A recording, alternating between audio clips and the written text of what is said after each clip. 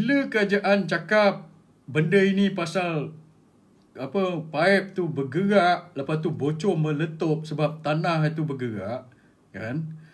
Ini pada saya lebih concerning daripada ada orang sabotage atau ada orang cuai tiba-tiba korek kena benda itu meletup.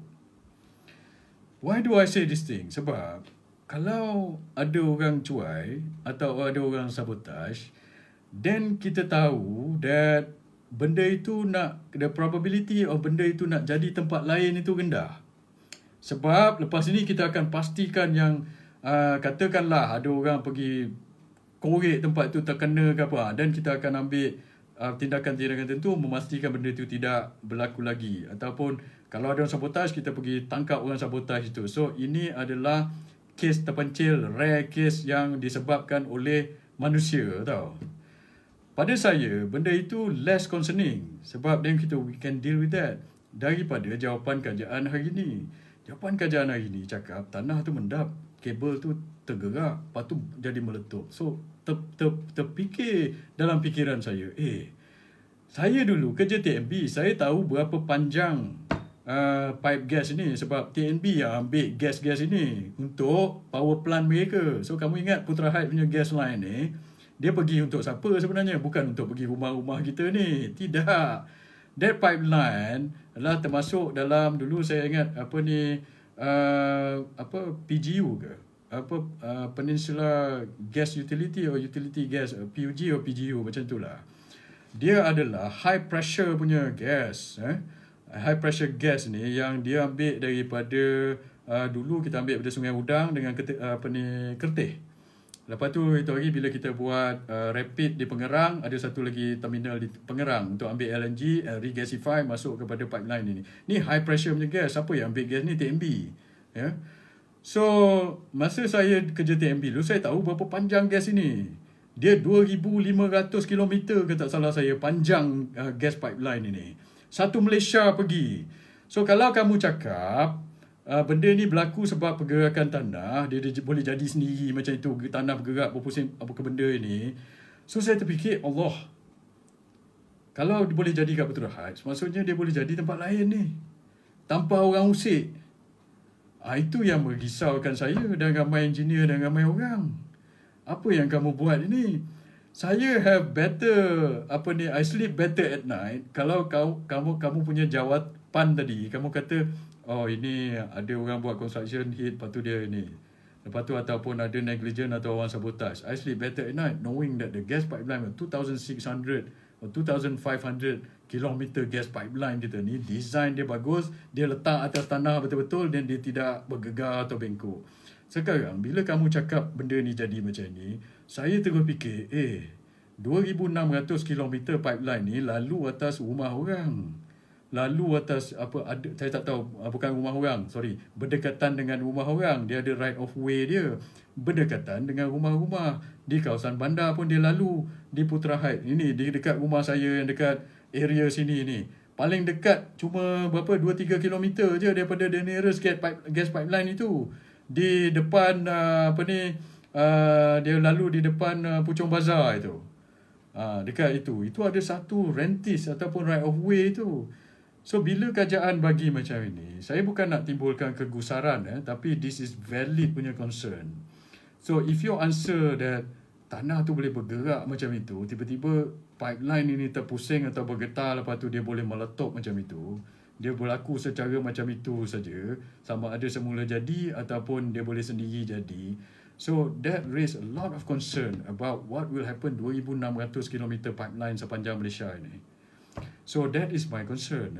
Sebab itu kamu kena release technical punya report itu secepat mungkin. Saya bukan geologist, so I have no competency to evaluate technical report. Tapi kalau saya tanya orang yang expert dalam benda ni, saya boleh faham sebab saya engineer, saya ada technical background. Saya akan refer juga kepada orang-orang ini. Tapi apa yang kerajaan kena buat, pergi tanya third party punya validation, apa yang sebenarnya berlaku, the source of the sediment, settlement itu ataupun tanah lembik itu, dia mesti ada source dia tu.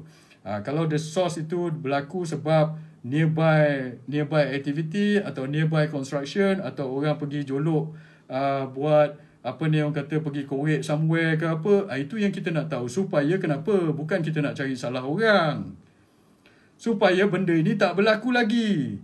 Tanah bergerak, tutup kes, hope for the best so that it doesn't happen again. Kita taruh je lah iPic dekat situ untuk monitor pergerakan tanah.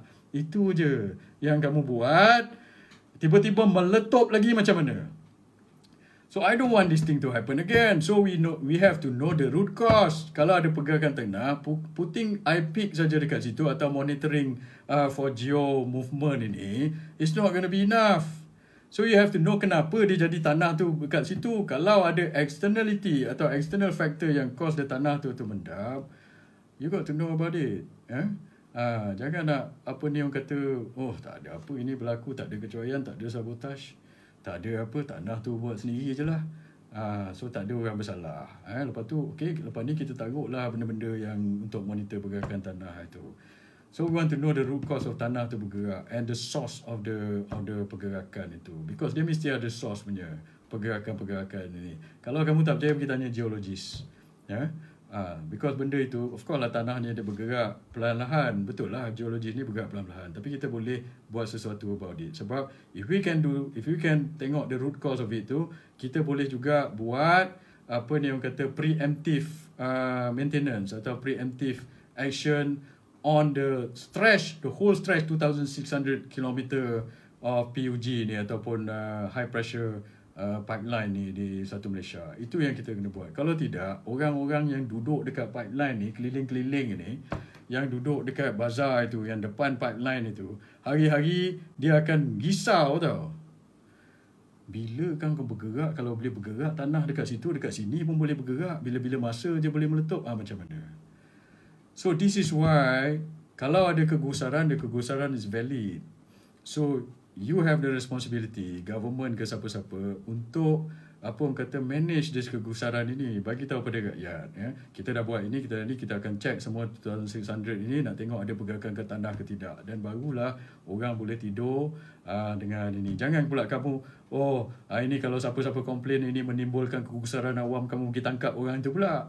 Esok kamu hantar pergi Petrokar, pergi tangkap saya sebab saya cakap macam ini menimbulkan kegusaran awam. Kalau kamu buat macam itu tidak akan menyelesaikan masalah. The concern of people daripada tempat-tempat ini semua akan bagi apa ni orang kata masalah kepada mereka. In fact, bila benda ni berlaku, harga hartanah di sekeliling pipeline ini, bila kamu release report ini macam ni, jumlah nilai hartanah di sekeliling pipeline ni semua jatuh. Sebab orang tak tahu bila benda ni boleh berlaku balik. Di Putra Heights, kamu tengok, saya tengok tadi, di Putra Heights, berapa 900 biji rumah nak jual di Putra Heights tu. Sebab apa orang semua nak cabut daripada situ? Sebab kamu cakap macam ni, tanah tu bergerak. Kamu nak monitor aja. Kamu boleh monitor, sekali monitor, boom, dia jadi balik macam mana. So we want to know the root cause. And sepanjang-panjang gas pipeline daripada Kertih, pergi ke Sungai Udang, pergi ke Pengerang itu, yang lalu dekat-dekat dengan rumah orang itu. Bila kamu release report macam ni, buat kenyataan macam ni, orang terfikir, itu pun bergerak tanah, kita boleh bergerak tanah ke? So you need to address this thing. Sebab kita punya concern adalah benda ni boleh berlaku balik sebab kamu kata dia pasal tanah bergerak, kalau boleh bergerak kat situ, tempat lain pun boleh bergerak.